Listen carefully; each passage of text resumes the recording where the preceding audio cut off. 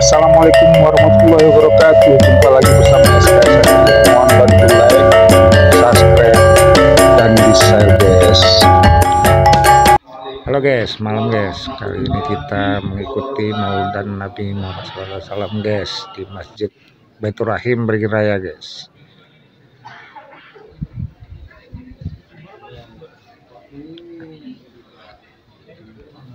Kita simak nanti guys, ada bacaan suci Al-Quran, terus ada tausiah guys,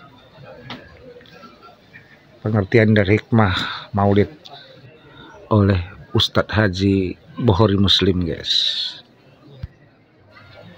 Kita ikuti dulu hadroh guys oleh Ustadz Kamal. Setelah hadroh nanti kita ikuti lantunan ayat suci Al-Quran guys, dengan begitu merdunya. Sayang kalau tidak diikuti guys. Dan sekaligus nanti tausiah, cukup bagus bekal ceramahnya guys.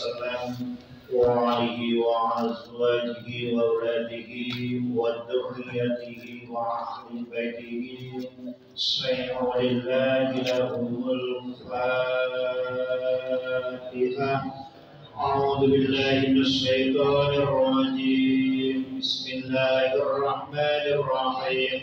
الحمد لله رب العالمين الرحمن الرحيم مالك يوم الدين إياك نعبد وإياك نستعين اهدنا الصراط المستقيم صراط الذين أنعمت عليهم غير المغضوب عليهم ولا الضالين آمين.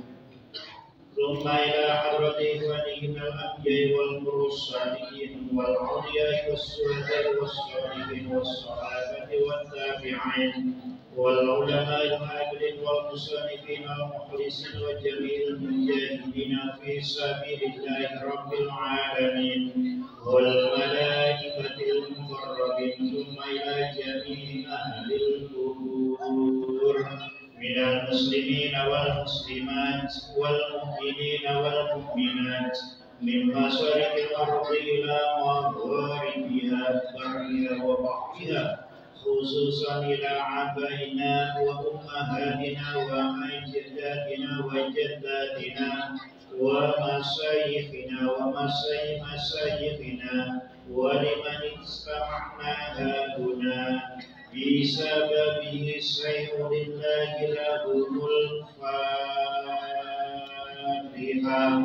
بسم الله الرحمن الرحيم. الحمد لله رب العالمين الرحمن الرحيم مالك يوم الدين إياك نعبد وإياك نستعين اهدنا الصراط المستقيم صراط الذين أنعمت عليهم غير المغضوب عليهم ولا الضالين آمين.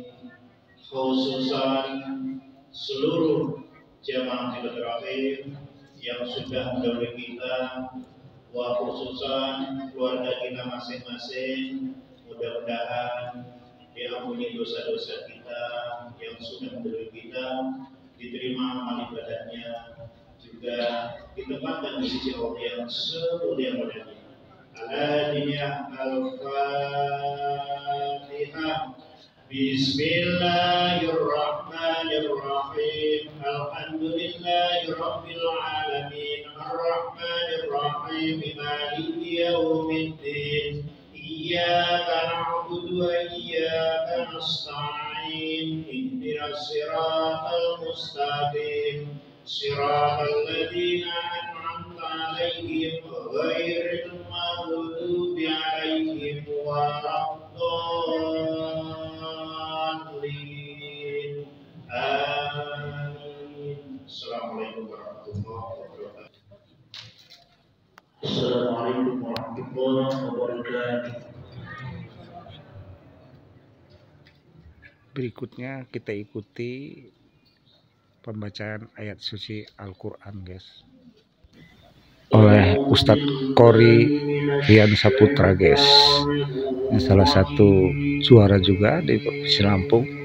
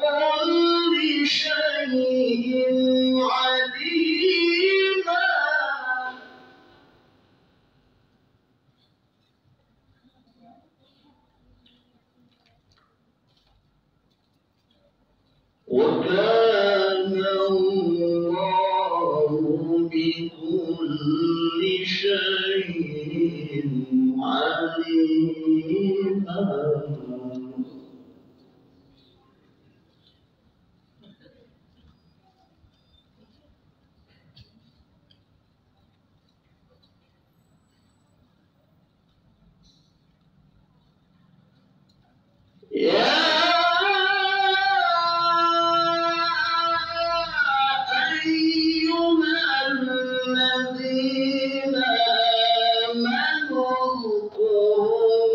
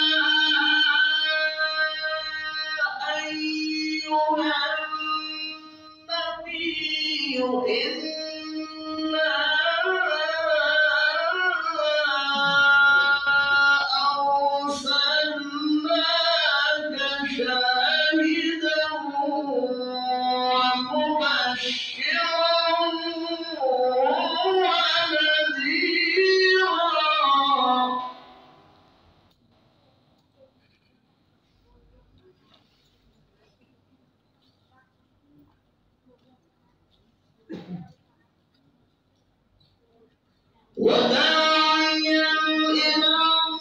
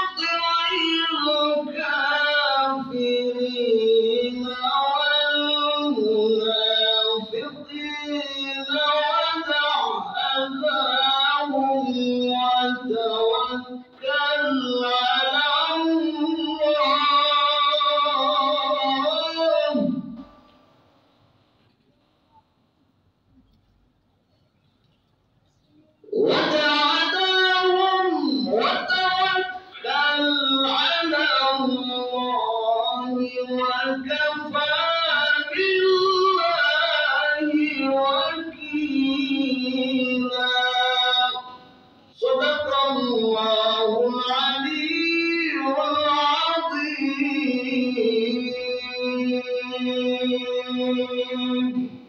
Assalamualaikum warahmatullahi wabarakatuh.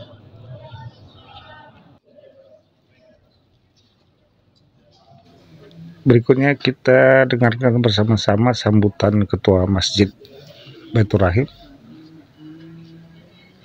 oleh Bapak Haji Sulaiman Patah.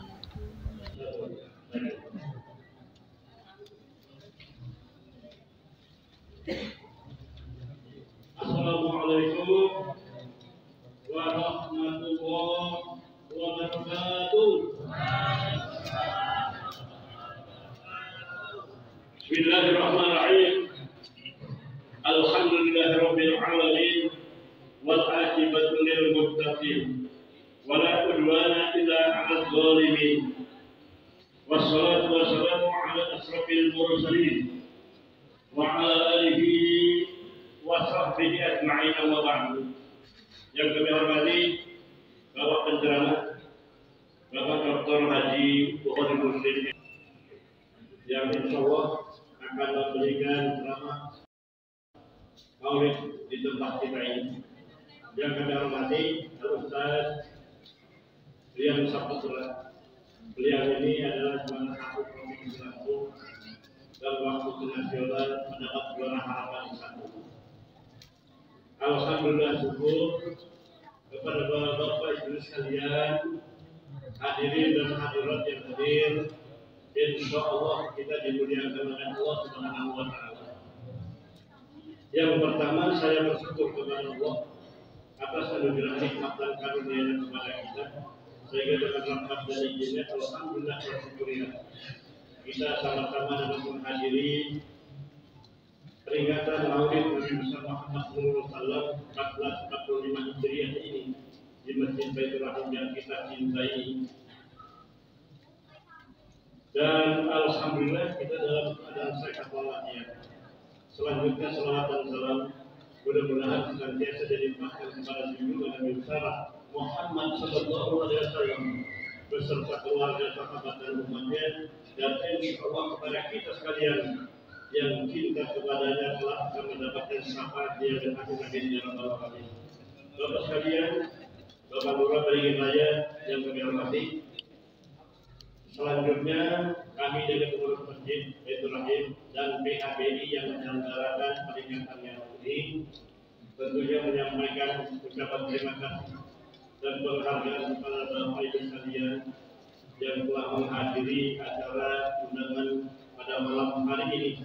Mudah-mudahan nama itu langkah kita semua akan dibalas oleh Allah Subhanahu wa Ta'ala dan mendapatkan pahala ganjaran di sisi Allah, dan sebagai tanda cinta kita kepada diri Rasulullah SAW, dan insya Allah kita telah akan bersama Rasulullah memasuki surga. Amin ya rabbal alamin.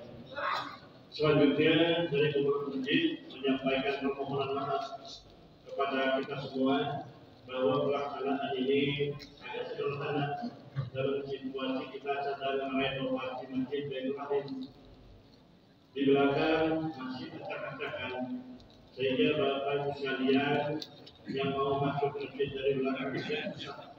Tetapi mudah-mudahan kesempatan kita tadi akan dibalas oleh Allah dan berlipat ganda pahalanya. Amin ya rabbal alamin. Kemudian kami tetap dari pengurus masjid mohon doa restunya. Mudah-mudahan pelaksanaan renovasi ini berjalan baik, lancar, tidak ada halangan dan rintangan, sehingga pada waktunya nanti selesai. Dan manakala selesai, ini adalah salah satu kebanggaan kita, jamaah Masjid Baitur Rahim yang dapat merenovasi Masjid Baitur Rahim. Selain daripada itu pula, Bapak sekalian, pada malam hari ini kami sengaja mengundang Bapak Ibu sekalian sekaligus keluarganya supaya dibawa punya anak-anak yang mudah-mudahan kita nanti sama-sama mendengarkan daripada hikmah Maulid Nabi besar Muhammad SAW yang terselenggara ini, dan mudah-mudahan akan menciptakan akhlak kita kepada Rasulullah Muhammad. Kemudian kita akan mencontoh perilaku Rasulullah SAW di pelaksanaan seharian kita sekalian. Dan ini merupakan salah satu media umat Islam dalam rangka kita wasilah memperingati Maulid Nabi SAW. Kita ungkap daripada sejarah Rasulullah SAW, kemudian daripada agama Islam yang kita cintai. Barangkali ini yang dapat kami sampaikan. Sekali lagi terima kasih dan permohonan maaf kepada kita semua. Mudah-mudahan apa yang kita lakukan menjadi kami dari kami. Demikian bila taufiq wal hidayah. Assalamualaikum warahmatullahi wabarakatuh.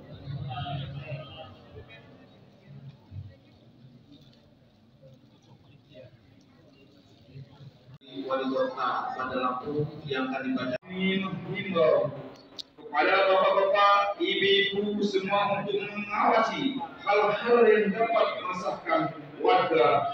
Mudah-mudahan Sambutan Wali Kota Bandar Lampung guys diwakili oleh Lurah Beringin Raya, aman dan nyaman. Bapak Pak Tony. Saya sampaikan atas perhatiannya, ucapkan terima kasih. Wassalamualaikum warahmatullahi wabarakatuh. Wali Kota Bandar Lampung, Eva Dwiana. Itulah sambutan daripada Ibu Wali Kota apabila saya dalam menyapa acara ini. Kepada bapak-bapak, ibu-ibu sekalian dipersilakan untuk menikmati hidangan snack yang telah disediakan sambil kita sama-sama mendengarkan hikmah daripada. Mari kita ikuti sama-sama guys tausiah atau ceramah yang akan dibawakan oleh Ustadz Haji Bohori Muslim yang dengan tema pengertian, tujuan, dan manfaat dari peringatan Maulid Nabi besar Muhammad SAW guys.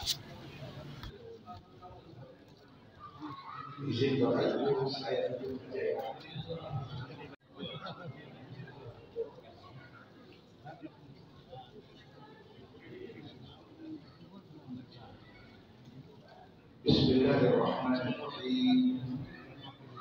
Assalamualaikum warahmatullahi wabarakatuh. Tabibun. Alhamdulillah. Wassalatu wassalamu ala Rasulillah wa ala alihi wa azwajihi wa dzurriyyatihi wa ashabihi wa tabi'ihi wa man wala la nabiyya ba'da. Amma ba'd. Alhamdulillah, segala puji dan syukur kepada Allah Subhanahu wa taala. Salawat dan salam kepada Nabi kita Nabi Muhammad sallallahu alaihi wasallam, juga kepada keluarga beliau, para sahabat, para tabi'in, dan segenap umat Nabi Muhammad sallallahu alaihi wasallam. Yang terhormat Wali Kota Bandar Lampung, Bunda Eva Dwiana, yang tadi menyampaikan sambutan tertulis beliau yang dibacakan langsung oleh Lurah Kelurahan Beringin Raya, Bapak Pak Tony. Yang terhormat Ketua Pengurus Masjid Baitur Rahim, Bapak Haji Sulaiman Fatah, dan juga segenap pengurus Masjid Baitur Rahim, para alim ulama, ustaz dan ustazah, tokoh masyarakat, hadirin dan hadirat jamaah Masjid Baitur Rahim, yang kita berharap semoga kita semua dimuliakan dan dilindungi oleh Allah Subhanahu wa taala.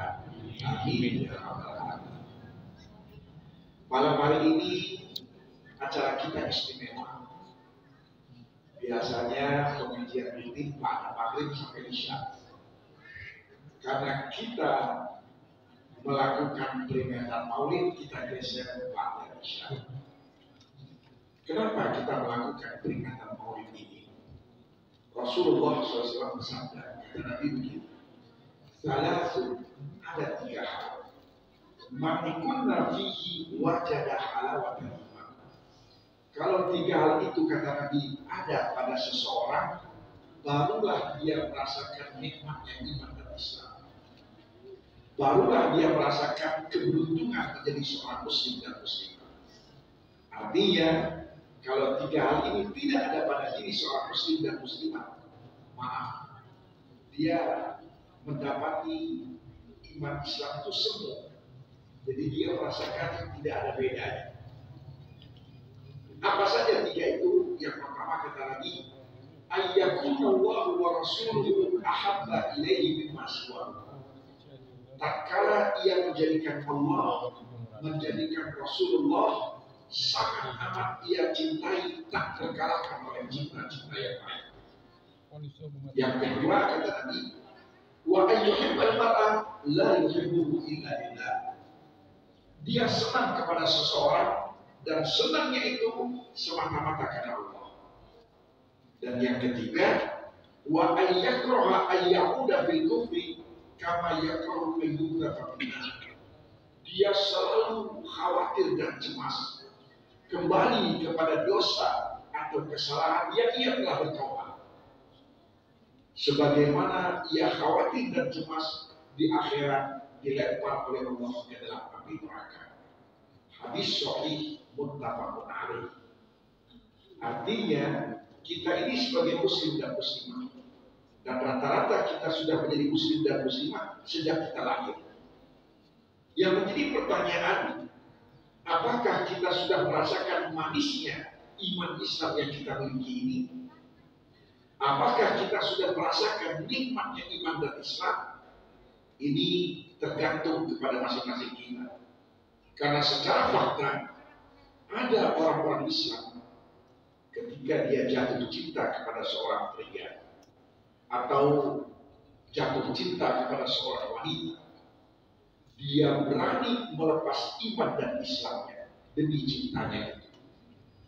Artinya, manusia yang seperti ini, betul dia sebagai seorang muslim atau muslimah, tapi malah dia tidak merasakan nikmatnya iman dan Islam.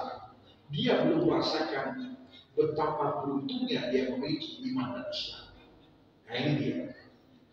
Dan kita tahu tidak mungkin kita itu akan cinta kepada Allah dengan sesungguhnya kalau kita tidak mengenal siapa itu Allah. Dan tidak mungkin kita juga akan cinta kepada Rasulullah SAW kalau seandainya kita tidak mengenal siapa beliau. Tak kenal maka tak sayang. Maka ini paling tidak yang melatar belakangi ulama-ulama sudah lama beristihad, berinisiatif untuk mengadakan peringatan Maulid yang kita lakukan pada malam hari ini. Jadi peringatan Maulid ini dikatakan hal baru, memang baru. Baru ada setelah lebih 300 tahun dari wafatnya Nabi Muhammad SAW. Tapi mau dikatakan lama, sudah sangat lama. Sudah lebih dari 1000 tahun umat Islam di berbagai penjuru dunia memperingati kelahiran Nabi ini. Jadi kalau seandainya peringatan ini, 1, bertentangan dengan agama, 2, tidak ada manfaatnya, tidak mungkin peringatan ini bisa bertahan sampai 1000 tahun.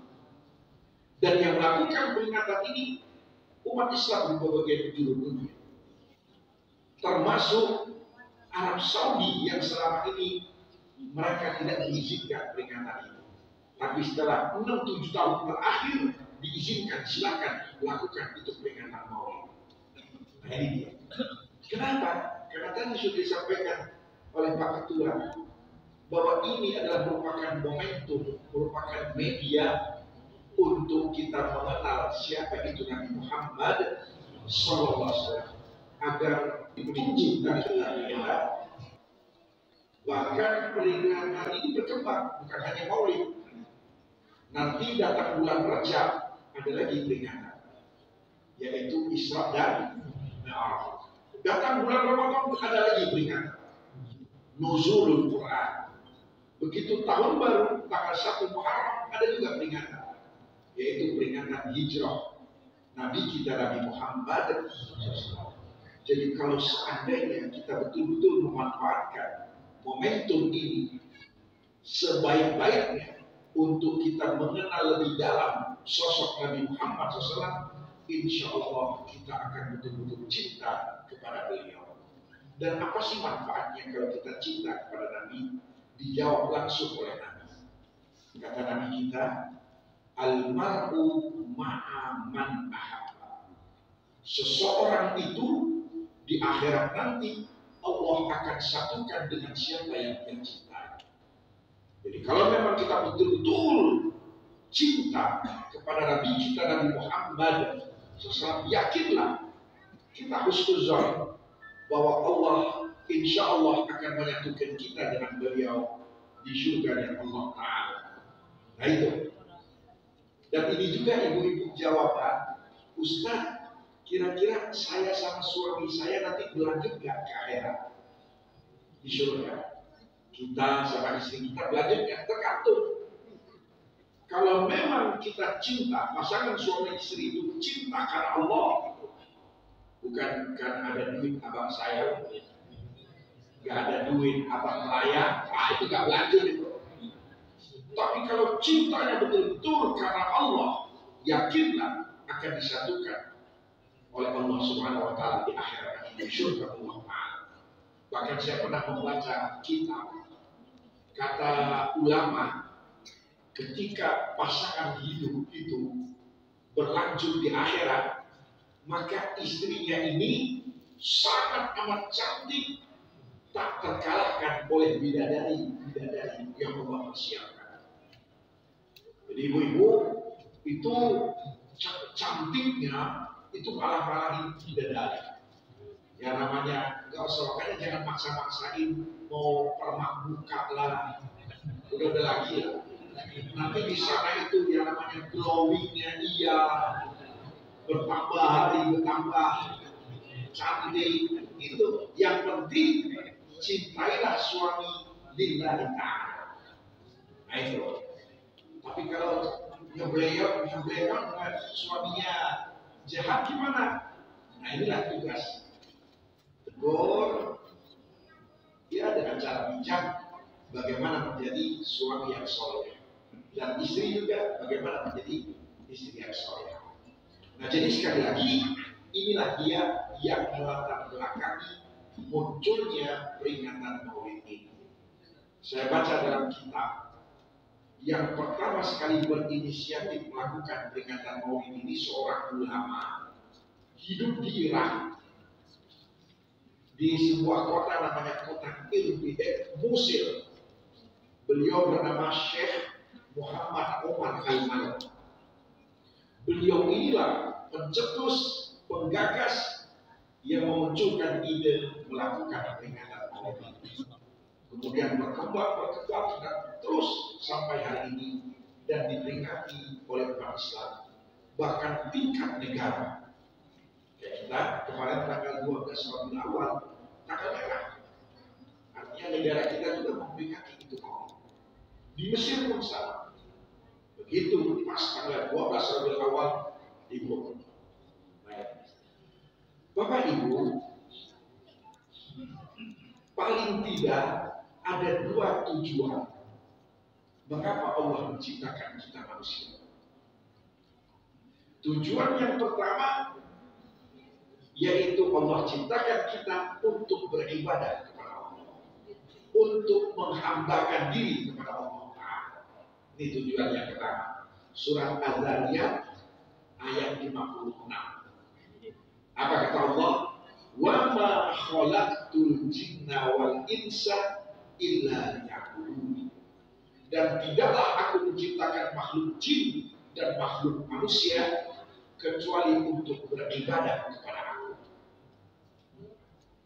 Tujuan yang kedua, Allah menciptakan kita untuk kita menjadi mandatarisnya Allah, menjadi khalifatullah. Surat Al-Baqarah ayat 30. Apa kata Allah? Wa idh qala rabbuka lil malaikati. Ingat Muhammad, ketika Tuhan Allah berkata kepada malaikat-malaikat, Inni ja'ilu fil ardi khalifah. Sesungguhnya aku, kata Allah, akan menciptakan makhluk baru di atas muka bumi ini dan kujadikan ia sebagai khalifah aku, mandataris aku, yang memikul amanah dan tugas dari aku. Kenapa? Karena sebelum adanya kita manusia ini, Bapak Ibu, anak-anakku, kehidupan di atas muka bumi ini yang ada adalah hukum rimba. Yang kuat dia yang berkuasa. Yang ada kehidupan apa? Saling bunuh membunuh, saling melukai, dan membuat kerusakan di atas muka bumi. Dan itu yang muncul pertanyaan dari malaikat. Qalu ataj'alu fiha may yufsidu fiha wa yasfiku dima. Ya Allah, apakah kembali lagi Engkau akan menciptakan makhluk yang akan menambah kekeruhan kehidupan di atas muka bumi ini, yang mereka saling melukai, saling bunuh membunuh, dan membuat kerusakan. Qala inni a'lamu ma la ta'lamun. Allah menjawab, sesungguhnya aku maha mengetahui banyak hal-hal yang kalian tidak tahu.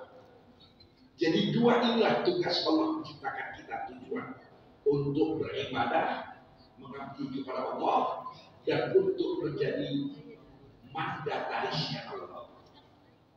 Dan yang namanya presiden itu kan mandatarisnya DPR. Jadi DPR bikin, menyusun program. Ada jangka pendek, ada jangka panjang. Nanti siapa yang menjalankan program-program itu? Itulah dia presiden, dibantu dengan menteri-menteri. Kalau sudah berakhir 5 tahun, maka si presiden ini wajib bertanggung jawab kepada DPR. Hal yang relatif seperti kita manusia. Begitu kita sudah innalillah, maka wajib kita akan melaporkan hasil tugas yang Allah tugaskan kepada kita. Itu yang Allah Nabi katakan, kullukum ra'in wa kullukum mas'ulun an ra'iyati. Semua kalian hai manusia adalah pemimpin tanpa terkecuali, dan setiap pemimpin akan diminta pertanggungjawaban atas apa yang dia pimpin. Kayak kita nih terhadap diri kita, tangan kita ini punya kita, kaki ini punya kita, mulut punya kita, mata punya kita, telinga punya kita. Apakah kita mampu untuk mengendalikannya, menjaga, memeliharanya sesuai dengan harapan Allah? Maka selamatlah kita. Tapi kalau seandainya gagal dalam mempertanggungjawabkan itu, awas. Makanya dalam surat Al-A'raf ayat 179, apa kata Allah? Walaqad dzarabna li jahannama katsiran minal jinni wal insi. Sungguh kata Allah, kami telah persiapkan untuk menjadi penghuni neraka jahanam. Jadi neraka jahanam itu sudah standby. Dan siapa yang akan menjadi penghuninya?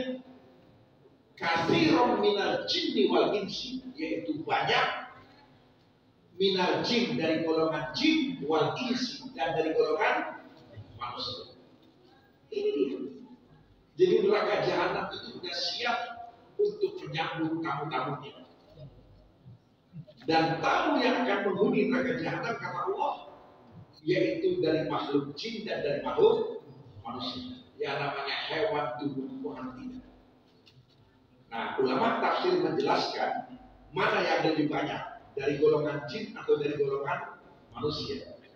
Ulama-ulama menjawab dari golongan jin, karena Allah mengatakan katsiran minal jin, yaitu banyak dari jinul yang disebut. Nah itu, makanya kita bersyukur karena Allah nggak jadi kita jin. Dan tolong jangan ada di antara kita manusia, Ustaz, alangkah enaknya ya, beruntung ya kalau kita itu jadi jin. Ada kadang-kadang yang udah stres-stres itu, udah cita-cita pengen jadi jin. Kalau enggak apa? Kerjasama sama jin. Udah ada lagi. Siapa manusia-manusia ini yang akan menjadi penghuni neraka jahanam? Lahum qulubun la yafqahuna biha. Kata Allah, mereka punya hati, manusia dia. Dia punya hati, punya pikiran, la yafqahuna biha, tapi tidak difungsikan. Hatinya tidak difungsikan. Yang ada adalah penuh dengan kebencian, yang ada adalah penuh dengan takabur, congkak, sombong. Itu walahum a'yunun la yubsiruna biha. Mereka punya mata, tapi matanya juga tidak difungsikan untuk melihat tanda-tanda kebesaran Allah, untuk melihat mana yang hak, mana yang batil, mana yang bermanfaat, mana yang mudarat. Itu mana yang bisa mendatangkan kebahagiaan yang hakiki, mana pula yang ternyata dia kebahagiaan yang semu, yang difungsikan. Walahum adhanun la yasma'una biha. Penghuni neraka jahanam ini adalah manusia-manusia, mereka punya pendengaran, tetapi pendengarannya tidak difungsikan. Gak mau dia ngaji kayak kita ini, tidak mau dia mendengar ayat-ayat Allah, ajaran-ajaran Allah. Ulaika kal an'am. Mereka itu kata Allah sama seperti hewan. Balhum abal, bahkan lebih sesat dan lebih jahat daripada binatang. Makanya kalau kita melihat, coba lihat, kadang-kadang kalau kita nonton berita itu, kadang-kadang nggak masuk, nggak terbayang sama kita. Ada anak yang diurus sama orang tua yang sangat dulunya, sehingga menjadi anak yang besar, dewasa. Tiba-tiba apa yang terjadi? Udah besar, orang tuanya dibunuh. Coba. Maka betul kata Allah, ada manusia-manusia yang lebih jahat daripada binatang. Yang kita berita yang terakhir, coba. Kalau nggak salah di Demak, ada madrasah aliyah, siswanya ditegur sama gurunya karena dia kan ikut UTS. Nggak mau dia ditegur, pulang ke rumah ngambil golok. Kembali lagi di sekolah, dipagas itu guru. Coba bayar. Di depan guru-guru, di depan tata usaha, di depan siswa. Yang saya nggak habis pikir, ini kejadian di madrasah. Coba, ada apa yang di dunia ini? Banyak. Belum lagi anak-anak remaja sekarang. Tawuran coba. Kita dulu maaf, nggak terbayang lah. Umur 60 tahun 60, 70-an, nggak terbayang. Ada yang namanya anak-anak bawa parang, bawa golok, wih tawuran. Kalau zaman dulu, kalau kita berantem pakai tangan ini ya, paling biru ya. Jadi modalnya apa? Cuma betadin. Nah sekarang sudah berapa banyak yang meninggal dan tidak merasa berdosa, bahkan bangga ketika dia bisa membunuh orang. Hewan aja nggak seperti itu.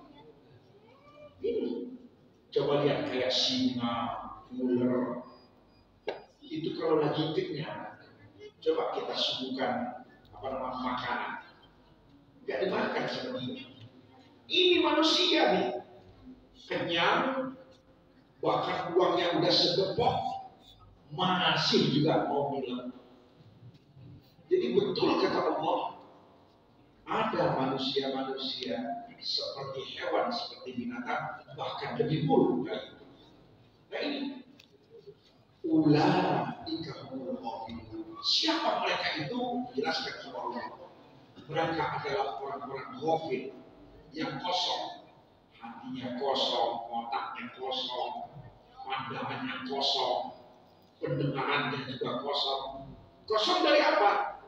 Dari apa yang disampaikan oleh Nabi kita Nabi Muhammad Sallallahu Alaihi Wasallam. Dari sinilah Bapak Ibu, bagaimana kita ini manusia, kita udah jadi manusia. tetapi menjadi manusia sesuai dengan apa yang Allah inginkan. Manusia yang beribadah, manusia yang memikul amanah tugas dari Allah. Disitulah Allah mengutus para nabi dan para rasul. Makanya tidak berlebihan kalau kita mengatakan yang namanya para nabi, para rasul, khususnya nabi kita Nabi Muhammad Sallallahu Alaihi Wasallam, mereka ditugaskan oleh Allah untuk memanusiakan manusia. Itu kata kunci. Kita udah jadi manusia, tetapi ada manusia yang akan kelak menjadi penghuni neraka jahanam.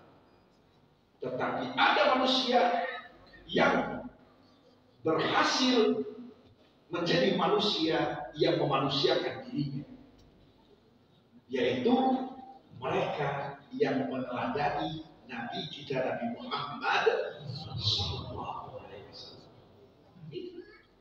Jadi Nabi kita itu diutus oleh Allah untuk memanusiakan manusia ini.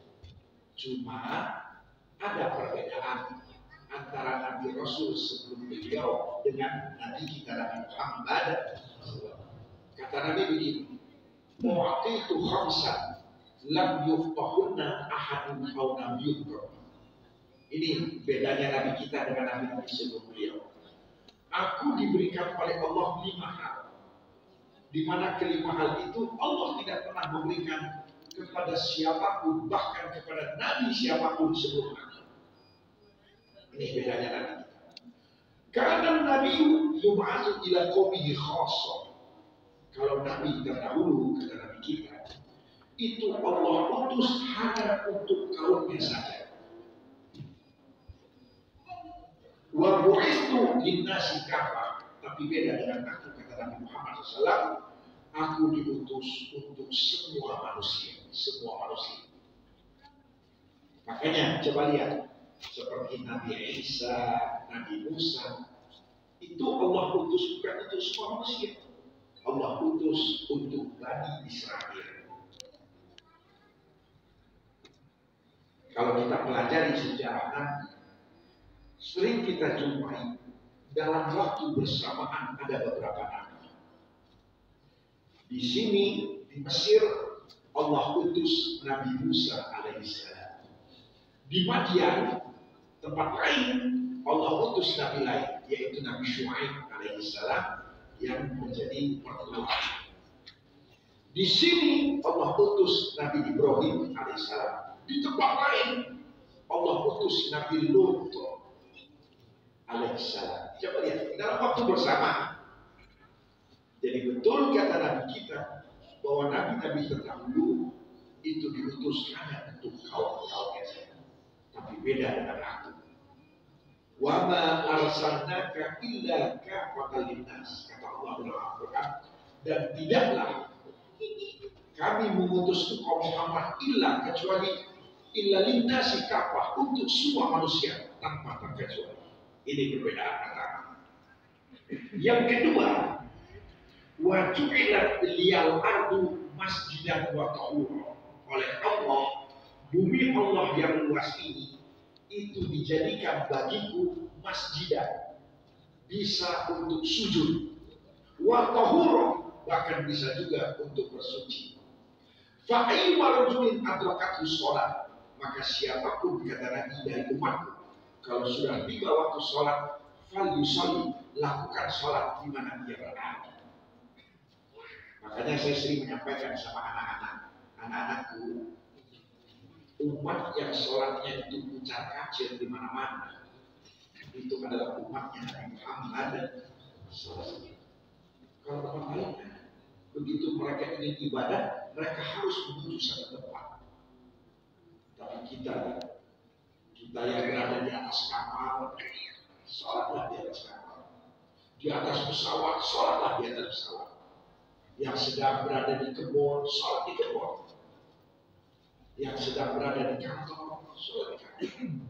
Ini adalah perbedaan yang memang diberlakukan oleh Allah kepada Nabi kita dan kita sebagai umat.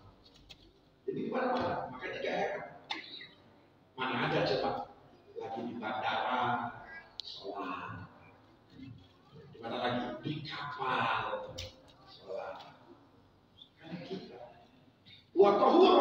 kan bisa juga untuk tayamum. Kalau memang nggak ada air, bagaimana? Ya udah. Dan tayamum itu Bapak Ibu bisa menggantikan hadas kecil dan juga hadas besar. Bisa menggantikan wudhu, bisa juga menggantikan mandi wajib. Itu dengan tayamum. Kemudian yang ketiga, wa uhillat liyal ghanaim ma lam tuhalla li ahadin qabli. Ghanimah, ya kalau ada terjadi peperangan agama, lalu lawan kalah, mereka meninggalkan harta benda mereka, itu halal. Tapi dulu nabi-nabi terdahulu itu nggak boleh, nggak halal itu. Ini. Kemudian yang keempat, wa nusirtu birrahbi masirata syahrin. Aku dibantu oleh Allah, diberikan kekuatan oleh Allah, di mana musuh-musuhku itu, kata Nabi, mereka sudah gentar dan ketakutan, walaupun jarak aku dengan mereka masih ada perjalanan 1 bulan. Artinya Allah memberikan wibawa yang luar biasa kepada Nabi kita Nabi Muhammad. Makanya coba sih, waktu Nabi kita itu orang-orang tokoh kafir Quraisy itu mereka berunding di daunan buah. Lalu kesimpulannya mereka sepakat untuk membunuh Nabi kita Nabi Muhammad. Yang menjadi pertanyaannya, siapa yang mengeksekusinya? Mundur semua. Gak ada yang berani. Gak ada yang berani untuk melakukan bunuh karena mereka betul. Mereka gak suka sama Nabi kita Nabi Muhammad. Tapi hibahnya Nabi kita, wibawanya Nabi kita itu, mereka itu ketakutan. Maka akhirnya idenya Abu Jahal yang mengusulkan supaya setiap kabilah mengirim 1 anak domba. Itu pun ternyata Pak, mereka cuma berani mengepung aja, nunggu Nabi keluar. Itu coba ya. Jadi mereka itu gak suka sama Nabi, tapi wibawanya Nabi itu membuat musuh-musuh Allah itu ketakutan. Itu yang Nabi jelaskan.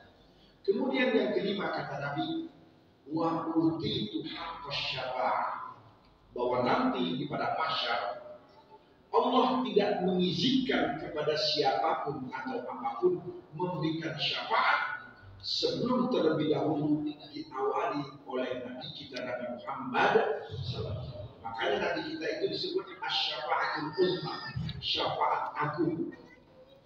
Itu Allah berikan kepada Nabi kita Nabi Muhammad SAW. Dalam hadis lain ada yang nomor 6. Nomor 6-nya apa? Wa khutima biyad nabiyun. Tadi dibacakan oleh Ustaz Rian. Wa khutima, dan ditutuplah dia dengan diutusnya aku an-nabiyun, kenabian. Jadi begitu Nabi kita diutus, la nabiyya ba'd, udah tidak ada lagi nabi setelah Nabi Muhammad. Jadi Bapak Ibu Saudara anak-anakku, itulah dia tugas Nabi kita Nabi Muhammad SAW. Mengapa Allah mengutusnya? Yaitu untuk memanusiakan kita manusia. Nah, apa yang beliau lakukan secara global? Ada 3 tugas pokoknya Nabi kita Nabi Muhammad SAW. Yang pertama apa? Memperkenalkan kepada kita manusia siapa yang menciptakan kita. Memperkenalkan kepada kita siapa yang memberikan kehidupan kepada kita. Memperkenalkan kepada kita siapa yang kasih rezeki. Siapa yang menciptakan alam semesta. Siapa yang mengatur dan siapa yang memiliki. Itu tugas pertamanya Nabi kita Nabi Muhammad. Inilah kita sebut dengan akidah. Awaluddin ma'rifatullah. Hal pertama yang wajib kita mengerti, kita pahami, kita belajar, yaitu kita mengenal Allah Subhanahu wa Ta'ala. Sebab kalau seandainya tidak ada Nabi kita Nabi Muhammad SAW, jangan-jangan nasib kita ini sama dengan saudara-saudara kita. menuhankan batu-batuan, menuhankan pohon-pohon, menuhankan benda-benda yang lain, bahkan hewan-hewan. Maka itu terima kasih ya Allah, Kau telah mengutus Nabi Muhammad SAW sehingga kami tahu siapa mereka. Ya ayyuhan nas wa'budu rabbakum alladzi khalaqakum wal ladzina min qablikum. Hai manusia, kata Allah, sembahlah Tuhan yang menciptakan kalian dan menciptakan manusia-manusia sebelum kalian.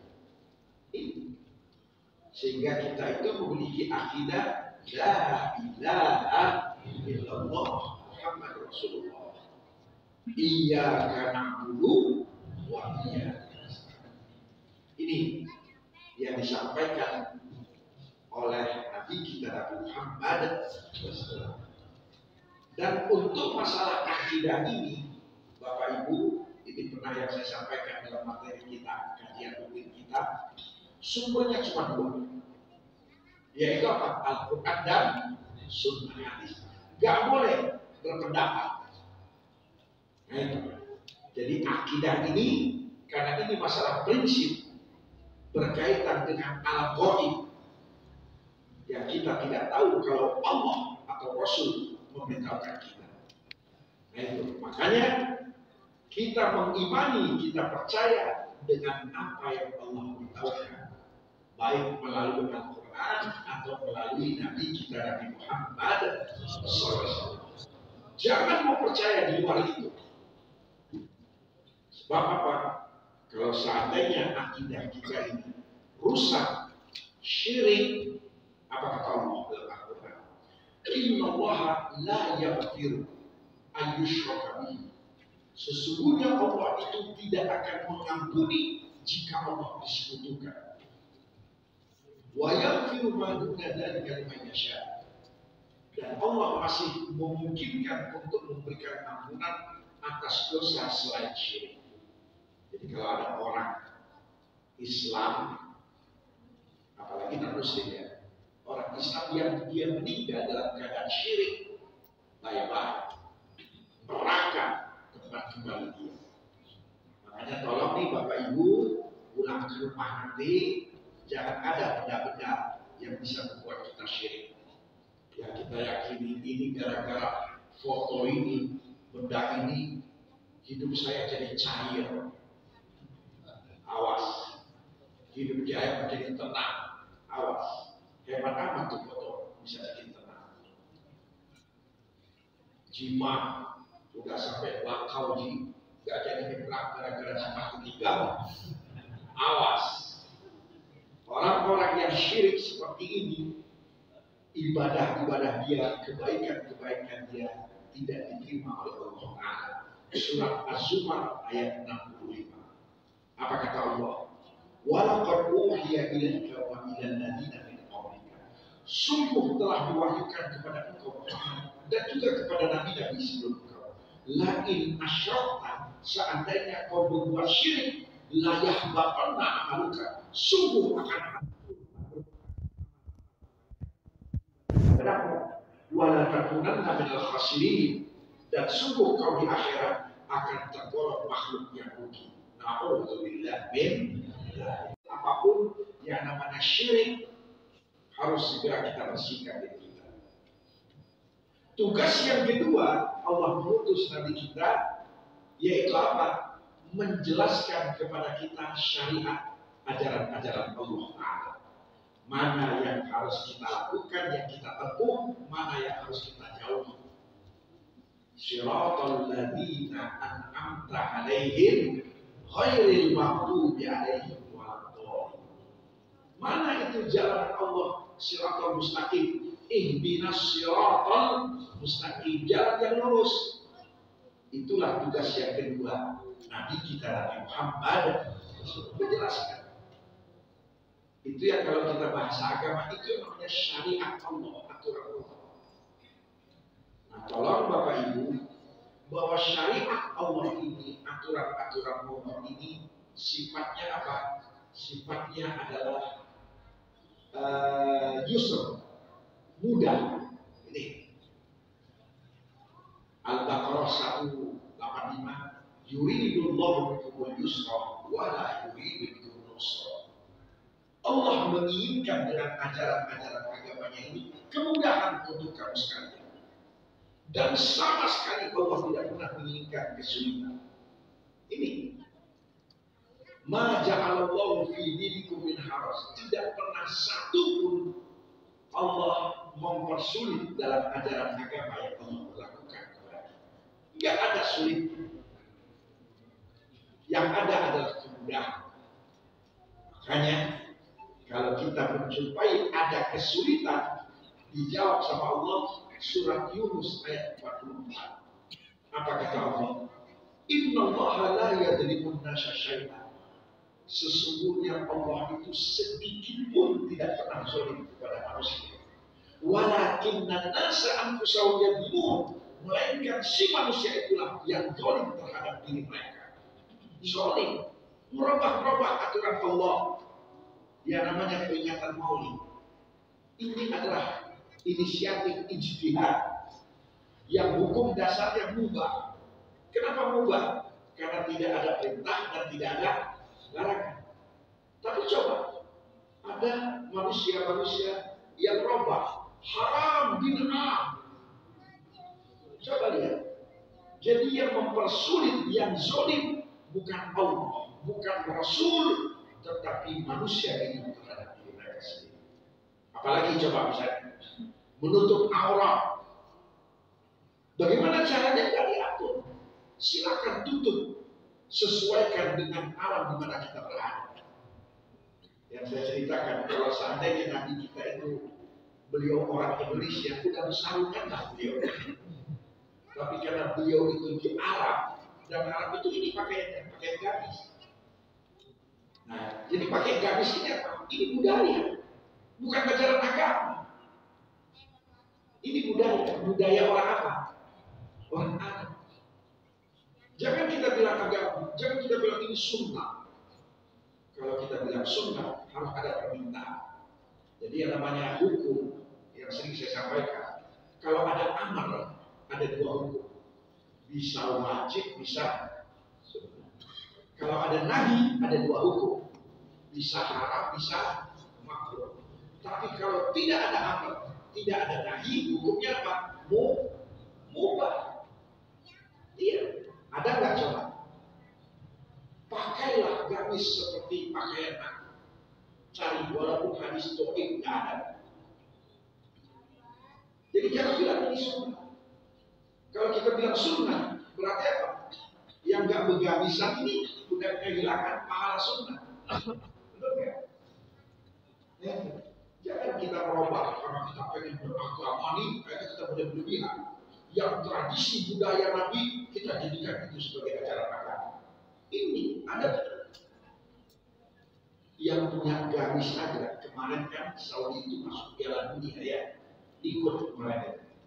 Dan kemarin Saudi lawan Azerbaijan. Gamis ini kan pakaian mereka. Waktu mereka main bola gamis. Jadi mereka yang punya gamis tadi udah gak fanatik sama gamis. Masa kita orang di Indonesia lebih fanatik dari yang punya gamis? Ini yang perlu digarisbawahi. Ada apa ini? Ternyata memang tadi sudah dijelaskan oleh Allah dalam surat Yunus ayat 44. Walakinnan nasa anfusahum yadlimun. Melainkan manusia-manusia itulah yang zalim terhadap diri mereka sendiri. Yang gampang dipersulit. Iya. Kayak cadar. Cadar itu bukan ajaran agama. Tapi coba lihat. Pasang syaki, udah. Bajunya berlapis-lapis, pakai tutup cadar. Makanya Bapak Ibu yang sering saya sampaikan, waktu inarah membuka cadarnya, kami ini senang bener. Inarah, istrinya si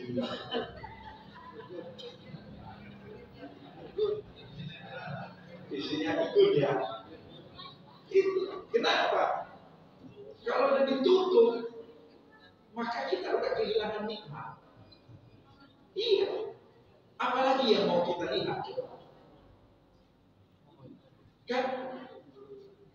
Kayak wanita waktu sedang berihram yang saya sering sampaikan, maka tata sedang mobil aswar minal akhir, dan si wanita itu hanya mampu bersedekah dengan beberapa potong kayu. Ghairu annaha la tu'ti jironaha bilisaniha. Hanya saja ya Rasulullah, wanita itu tidak pernah mengganggu tetangga dengan lidahnya. Faqal, apa kata Nabi? Hiya fil jannah, wanita itu ke surga. Subhanallah. Jadi artinya apa? Jangan kita memaksakan diri dalam beribadah. La yukallifullahu nafsan illa wus'aha. Bahkan Nabi juga sudah mengingatkan, la taghlu fi dinikum, jangan pada berlebihan dalam beragama. Qoribu wasatidu, kata Nabi. Lakukanlah ibadah itu sebatas kemampuan. Wasatidu, dan lakukanlah secara istiqamah. Ingat tahun kemarin kita dengar berita di TV, ada di Jawa itu mereka buat sholat tarawih satu malam mengkhatamkan 30 juz Quran. Bukan 1 juz, 30 juz. Jadi berapa jam mereka bertarawehan? 8 jam. Bagi kita yang paham, jangan kita salut, jangan kita kagum, apalagi ingin meniru, ingin merubah tarawih Silatul Rahim satu malam 30 juz. Kenapa? Itu tadi. Yang namanya sholat tarawih itu hukumnya apa coba? Sunnah. Sementara mencari nafkah untuk anak istri itu hukumnya wajib. Makanya kalau mereka tadi yang tarawih 8 jam, memang uangnya udah nyetok.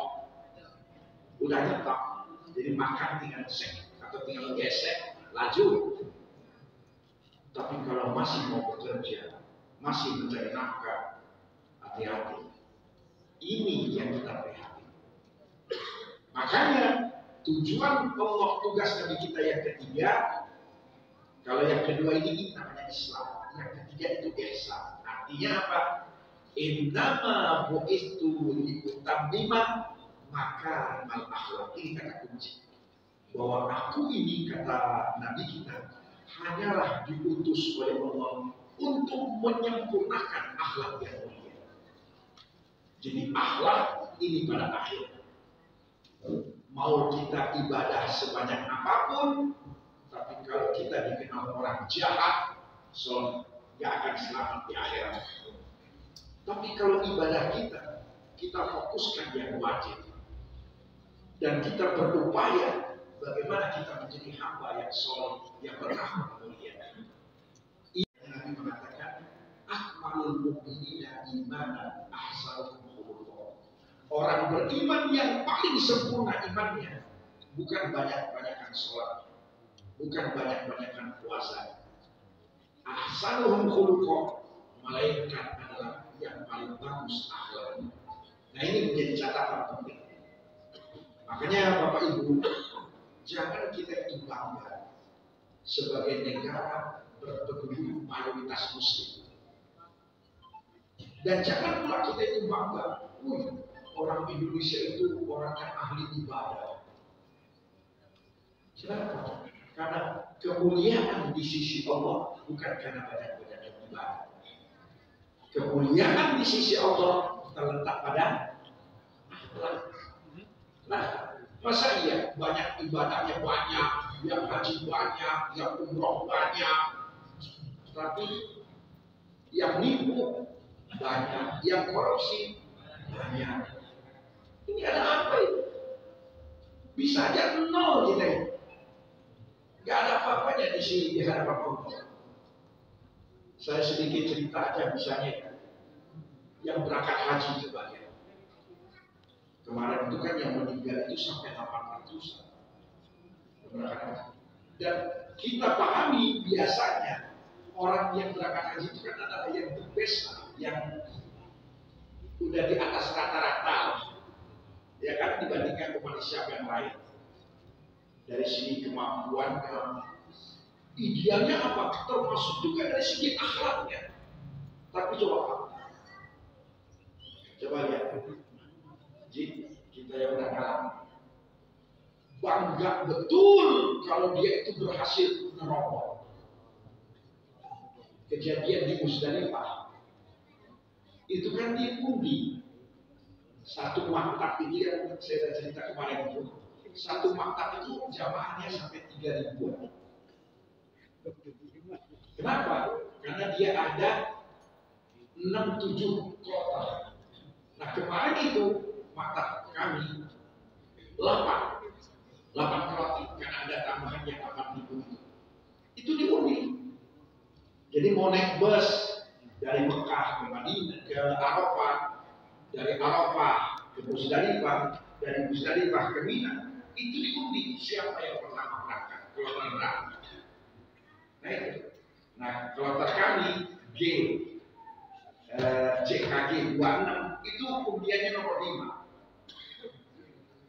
Makanya waktu kita diberangkatkan dari hotel ke Arafah, itu kami diberangkatkan sekitar jam 11 siang, udah mau subuh. Nah waktu dari Arafah dibawa ke Mina, ke Musdalifah, itu jam 10 malam. Makanya begitu sampai di Musdalifah, yang paling rawan kan Musdalifah. Saya bilang sama jamaah, Bapak Ibu, kita bisa diangkat, diunjal jam 8 besok pagi, udah cepat. Karena kita ini urutan apa ini. Jadi bagaimana? Istirahat, kita sholat subuh di sini, tidur, ronjong, itu benar. Akhirnya kami itu berangkat dari Musdalifah jam 10 pagi. Nah aman, jamaah itu aman. Kenapa? Karena sudah patuhan. Tapi ada jamaah-jamaah dari kloter, Masya Allah, bahkan sering saya katakan over dalam ibadah. Umur dah 70 pengen ngapalin Quran. Apakah over? Baca aja masih belepotan. Ustaz, gimana caranya supaya saya hafal Quran? Udah gila. Udah baca aja udah cukup. Tapi itulah ingin lomba-lomba, sholat banyak-banyakan, puasa banyak-banyakan. Tapi tadi nipunya nggak pernah disterilkan dari diri. Menebar kebenciannya. Makanya pada akhirnya Rasulullah bilang begini, ada 4 hal yang membuat kita itu dimudahkan oleh Allah masuk ke dalam surga. Coba lihat ke-4 kalinya. Yang pertama, afsus salam. Ini bicara akhlak, tebarkan keselamatan. Jadi kalau kita mau masuk surga dengan mudah, jadilah kita ini Bapak Ibu pionir manusia-manusia yang menebar kedamaian, yang menebar keselamatan. Ini kunci. Dan ini yang dipertegas oleh Allah dalam Al-Quran. Wa ta'awanu 'alal birri wat taqwa. Bekerja sama dalam kebajikan, dalam takwa. Wa la ta'awanu 'alal itsmi wal 'udwan. Jangan bekerja sama dalam dosa dan dalam permusuhan. Makanya orang yang akan masuk surga yang pertama yang menebar kedamaian. Sesuai dengan tadi itu, tujuan Allah menciptakan kita di muka bumi ini apa? Untuk bagaimana kehidupan di muka bumi ini menjadi rukun, damai, harmonis, tenteram. Yang sebelumnya sebelum ada kita, yang ada dalam pemerintah, saling melukai, saling membunuh. Jadi kita harus menjadi pelopor kedamaian. Yang kedua, kunci surga apa? Wa'at ibn to'am, beri makan kepada orang lain. Tentunya setelah kita memberikan kewajiban nafkah dulu kepada anak istri kita, kemudian kalau harta sudah sampai nisab, keluarkan kewajiban zakatnya, baru kita peduli kepada orang lain. Kepedulian. Yang ketiga, wasilul arham, sambung pererat tali silaturahim. 3. Yang keempat, wasallu wan nasu biha, melakukan sholat pada saat manusia tidur, sholat tahajud, sholat malam. Tentunya setelah sholat Bahwa 4 kunci surga ini kalau kita merenung lebih dalam, 3 berkaitan dengan hablum minan nas, 1 berkaitan dengan hablum minan nas. Ini bandingannya. Dan inilah dia akhlak. Tadi mau banyak sholat, mau banyak Quran, mau puasa, tapi kalau masih jahat, neraka. Sebaliknya, dia menjadi manusia yang berakhlak baik, santun, tutur katanya, tingkah lakunya menyejukkan, ya, dikenal dengan orang baik, peduli dengan sesama, suka menyambung tali silaturahim, surga untuk dia. Nah itu. Jadi kita berharap semoga kita menjadi hamba-hamba Allah yang siap meneladani Nabi kita Nabi Muhammad SAW, agar kita menjadi manusia sesuai dengan apa yang Allah inginkan. Dan bukan hanya kita belajar, tapi kita juga berupaya untuk mengamalkan.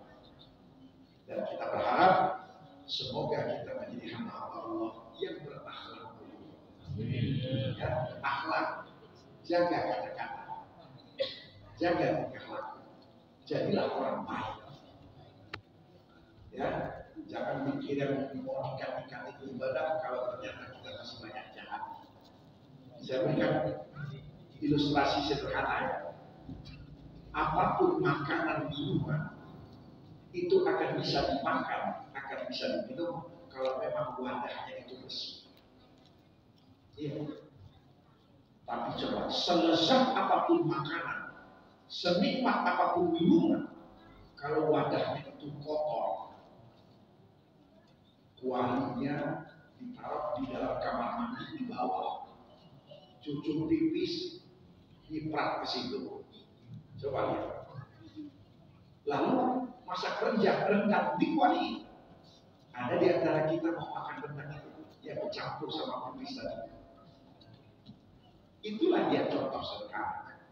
Sebaik apapun kita ibadahnya, tapi kalau akhlak, hati yang dijaga. Tetangga beli motor, mau. Tetangga beli mobil, mau. Tetangga merehab rumah sekarang. Kalau orang yang model begini nih, udah nggak ada gunanya.